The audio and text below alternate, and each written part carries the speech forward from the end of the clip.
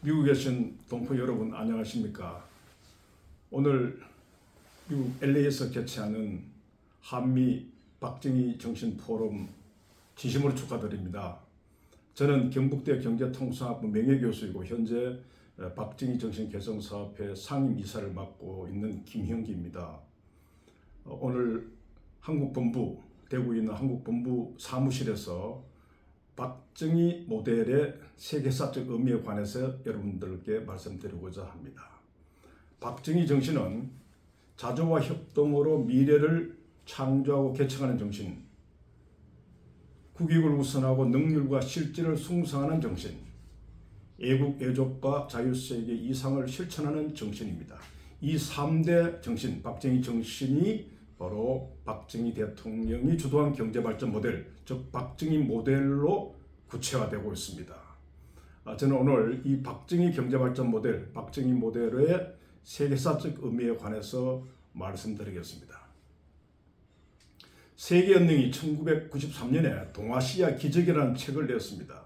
동아시아의 기적이라는 것은 고도 경제 성장과 공평한 성장이 결합된 그런 것이 기적이다.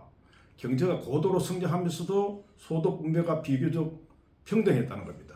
이것이 동아시아 기적이고, 이러한 것이 가장 전형적으로 나타나는 것이 바로 한강의 기적, 한국 경제 발전 모델, 즉 박정희 모델에서 나타납니다. 그래서 고도 성장에 있어서는 압축 성장이었습니다. 선진국에서 백몇십 년 걸린 그런 경제 성장을 우리는 한 50년 이내에 했습니다. 좀 더 구체적으로 말씀드리면 12개 서유럽 국가가 1820년에 천불 수준에서 1984년에 14,700불 수준으로 이렇게 경제가 성장했는데 이 기간이 164년입니다. 그런데 일본은 비슷한 시기에 80년 걸렸고 한국은 41년 걸렸습니다. 이와 같이 단기간에 고도 성장하면서 바로 비교적 소득 분배가 평등한, 이게 바로 동아시아 기적이고, 이 동아시아 기적이 가장 전형적으로 나타나는 것이 박정희 대통령이 주도한 한강의 기적입니다. 그래서 이 박정희 모델을 이제 세계에서는 한국 모델, 코리아 모델을 이렇게 이야기하고 있는데, 저는 이제 경제 발전을 전공하고 있습니다만은 이 한국 모델의 특징은 첫째, 발전 국가입니다. 국가가 경제 발전을 적극적으로 주도하는 그런 국가 유형이 되겠습니다. 그 다음 수출 주도 성장입니다. 내수보다는 수출에 기초해서 고도 성장을 해왔고, 그 다음 특히 중화공업화에 성공했습니다. 많은 그 외국 학자들, 국내 학자들이 한국은 중화공업을 시도한 것은 무모하다 했으나 박정희 대통령은 이것을 중화공업을 추진해서 성공을 시켰습니다. 그 다음에 이제 대기업, 재벌이 주도하는 성장을 했습니다.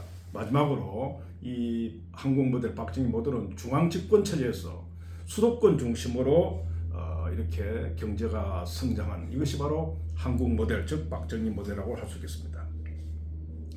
지금 경제발전론자들이 분석을 해보니까 이 박정희 모델은 다른 어떤 나라의 경제발전 모델에 비해서 매우 탁월한데 크게 네 가지를 들고 있습니다. 첫째, 국가 정책 입안자들이 사적 이익 집단의 압력에 굴하지 않고 거기에 영향을 안 받고 전체 국민의 이익을 위해서 장기 경제 성장을 추구했다는 것입니다. 이것은 다른 아시아, 아프리카, 라틴 아메리카에서 볼 수 없는 큰 장점이었다고 할 수 있겠습니다.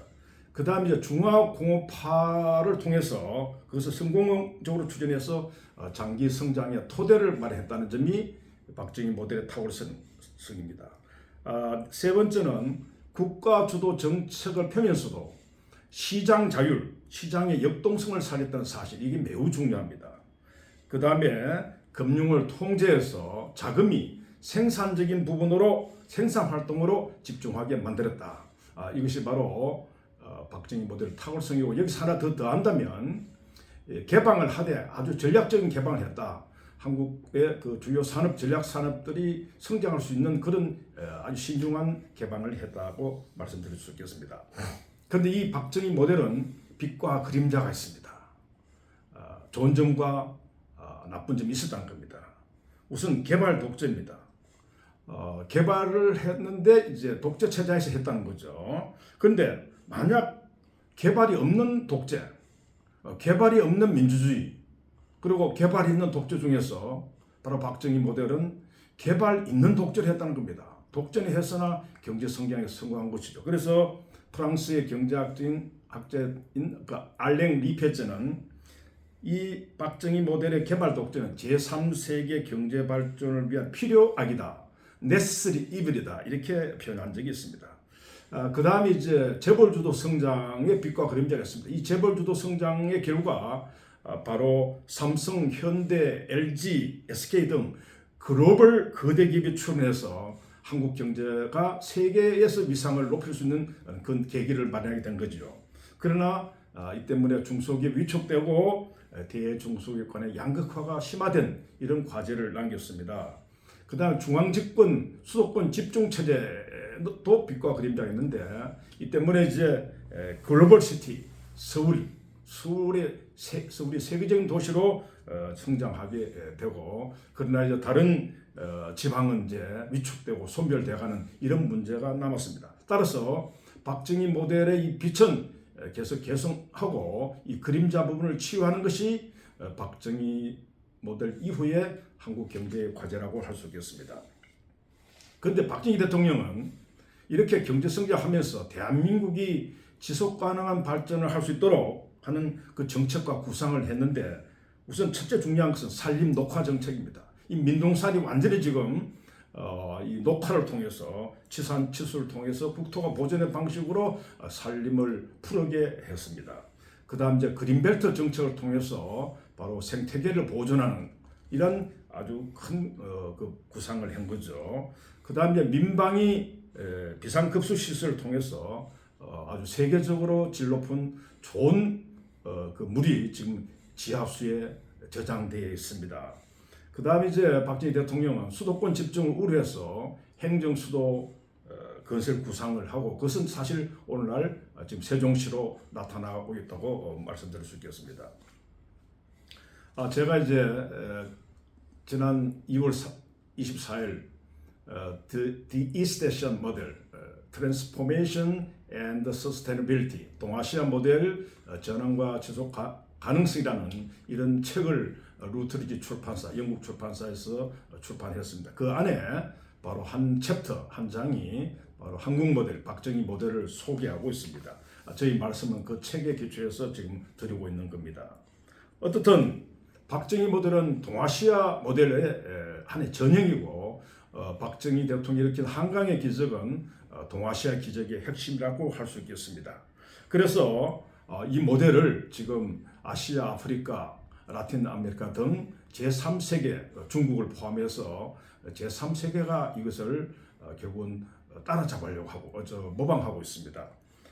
그래서 어떻든 세계사적으로 볼 때 지금 박정희 모델은 동아시아 모델의 하나의 핵심으로서 세계 4대 경제발전 모델 하나로 지금 우뚝 서 있습니다. 첫째, 영미형 모델, 앵글로 아메리칸 모델이 있고, 그 다음에 이제 독일이 중심이 된 라인 모델, 라인강 모델입니다. 그 다음 세 번째, 북구형, 노르딕 모델이 있는데, 바로 기존에는 이 3대 경제발전 모델이 부각되어서나 바로 박정희 모델을 비롯한 이 동아시아 모델이 마침내 이스트에시안 모델이 세계 4대 경제발전 모델로 등장하게 만들었다는 겁니다. 여기서 박정희 모델의 세계사적 중요성에 하나가 있다고 할 수 있겠습니다. 윤석열 대통령은 대선 과정에서 박정희 대통령의 경제사회 혁명을 오늘 지금의 시대에 맞게 제대로 배우겠다 이렇게 말씀하신 바 있습니다. 그리고 특히 박정희 대통령은 경제발전 계획과 새마을운동 등으로 국민을 살리는 진정한 혁명을 이룩한 분이다. 이렇게 아주 높이 평가하고 있습니다. 그래서 저희 박정희 정신 개성 4편은 윤석열 대통령이 박정희 대통령이 이룬 민족 중흥을 다시 이 시기에 이루어서, 즉 제2민족중을 이루어서 대한민국을 세계 가장 중심국가로 만들어야 된다는 이런 이제 주장을 하고 있습니다. 그래서 윤석열 대통령의 경제발전 모델, 윤석열 경제학, 윤노믹스는 바로 박정희 모델의 2.0이라고 할 수 있겠습니다. 그래서 박정희 모델을 개성해서 박정희 정신을 개성해서 윤석열 대통령이 대한민국을 다시 한번 도약시키는 그런 경제 발전을 추구해야 한다고 저희들은 주장하고 있습니다. 그래서 이제 마지막으로 제 말씀을 마치면서 박정희 모델의 세계사적 의미에 관해서 말씀드리겠습니다. 지금 20세기에 후진국가에서 선진국가로 진입한 유일한 국가가 대한민국입니다. 바로 이런 그 대한민국의 그 경제발전 모델이 바로 박정희 모델이다. 그 다음에 이제 아시아, 아프리카, 라틴 아메리카 등 개발도상국이 벤치마킹하는 그 동아시아 모델의 전형이 바로 한국 모델, 즉 박정희 모델이라는 점에서 또한 세계사적 의미를 찾을 수 있습니다. 그래서 여하튼 동아시아 모델과 한국 모델이 중심이 된 일본 모델, 중국 모델, 한국 모델을 통해서 세계 경제 발전의 중심축이 바로 아시아로 옮겨지게 되는 겁니다. 이 점에서 또한 큰 의미가 있겠습니다. 그 다음 더 중요한 것은 박정희 모델은 자유민주주의와 시장경제에 기초한 개방국가 속에서 이 모델이 성공을 하게 되었습니다. 그러나 북한에는 바로 인민민주주의와 계획경제 속에서의 폐쇄국가를 통해서 이른바 주체사상으로 경제발전을 추구해서나 결국 실패했습니다. 그래서 박정희 모델의 성공과 김일성 모델의 실패는 바로 이제 세계사에서 제3세계 후진국에서 선진국 가는 과정에서 바로 자유민주주의와 시장경제의 우월성을 세계 시민 앞에 증명한 매우 중요한 그런 의미를 가진다고 할 수 있겠습니다. 그래서 이런 이제 박정희 모델을 윤석열 대통령이 이제 다시 새롭게 발전시켜서 박정희 정신으로 다시 뛰는 대한민국, 박정희 모델에 기초해서 새로운 경제 발전을 촉구하는 그런 윤석열 정부, 그래서 대한민국이 세계 가장 글로벌 중추국가가 되고 해야 된다는 것이 제 생각입니다. 경청해 주셔서 감사합니다.